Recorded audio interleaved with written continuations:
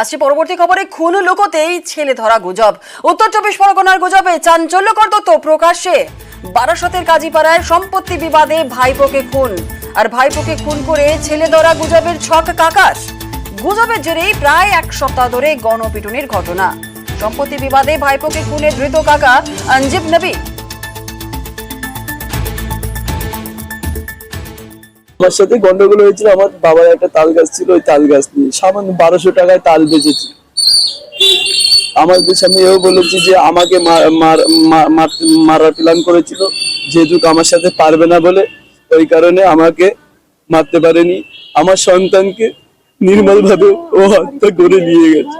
তো আমরা চাইবো যে ওর জন্য ফাঁসি হয়।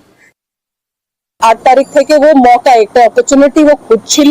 9 তারিখে জড় থাপ্পড় মেরেছে और গলা টিপি দিয়েছে। এর একটাই জিনিস ছিল কি কিভাবে পুলিশকে ডাইভার্ট করা হয়। তো ये ফার্স্ট ছুটিয়েছে, ये तो আজান দেয়, ये মসজিদ থেকে বলেছে কি এই মহিলা ये করেছে, পুলিশকে হ্যাকেল করো, যে বাহার থেকে এসেছে সবাইকে হ্যাকেল করো, ये করেছে। ফ্রম দ্য ফার্স্ট ডে ये ডাইভার্ট করছে সবকে।